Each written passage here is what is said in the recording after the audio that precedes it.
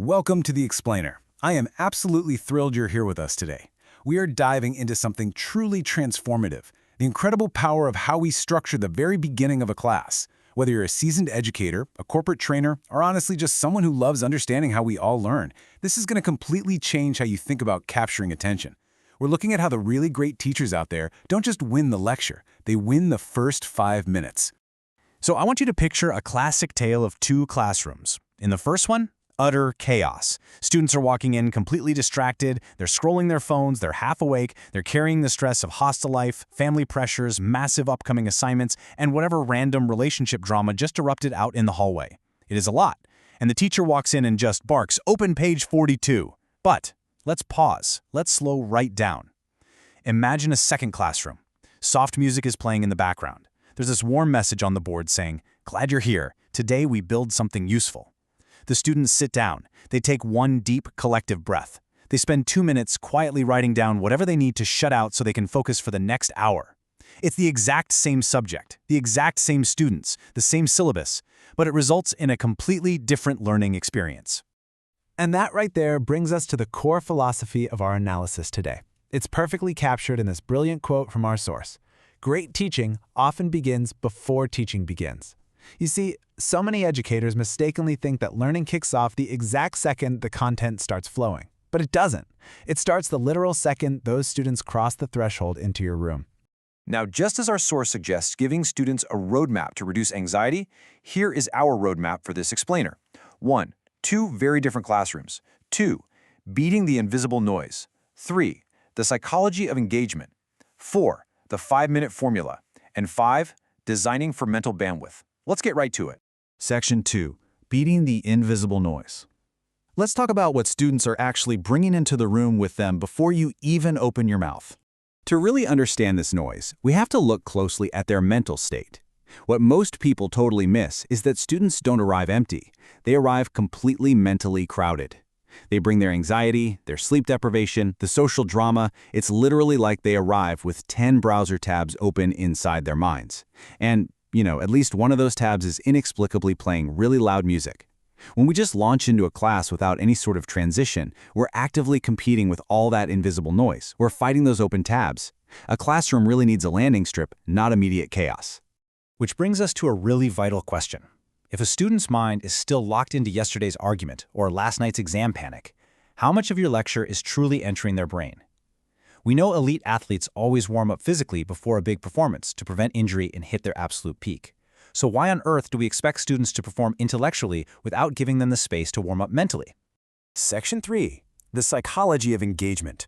This is where we shift our focus to how great classes are intelligently designed rather than just made longer. A truly fascinating concept here is the idea of regulation before information. It's essentially a 30-second pause, asking students to just close their eyes and breathe for half a minute, or maybe giving them a quick journal prompt about what's distracting them right now. This tiny little pause acts as a powerful mental regulator. It reduces the clutter and instantly bumps up their presence in the room. And listen, you have to remember this. That is absolutely not wasted time. It is an essential tool for preparing their attention. Once they're regulated, boom, we hit them with curiosity before content. Don't just start with some boring chapter number. Bring the tension. Hit them with a provocative statement, a wild statistic, or a really bold question like, why do smart people make irrational decisions? Instantly, they're leaning forward. They want to know the answer. Why? Because the human brain absolutely loves unfinished puzzles. You have to give them the puzzle before you give them the pieces. And as you build up that curiosity, you've got to provide a map, because structure creates safety. A lot of students disengage not because the material is too hard, but because the path forward is just totally unclear. Telling them, hey, today is in 3 parts. First, second, third, gives them a clear path that drops their anxiety immediately. And when anxiety drops, learning naturally shoots right up. Section 4. The 5-minute formula. Okay, let's dive into this. These are the practical rituals educators can start using literally tomorrow. So, let's make this real. Here is a flawless 5-minute routine, and the best part? It requires absolutely zero expensive technology to pull off. Minute 1. Give a warm welcome as they walk in the door. Minute 2. Have some background instrumental music playing as they settle in. Minute 3.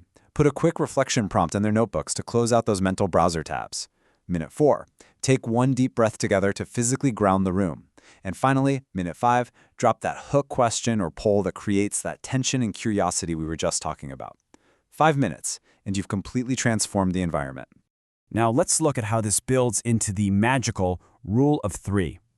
Human minds simply remember chunks way better than endless flowing streams of data.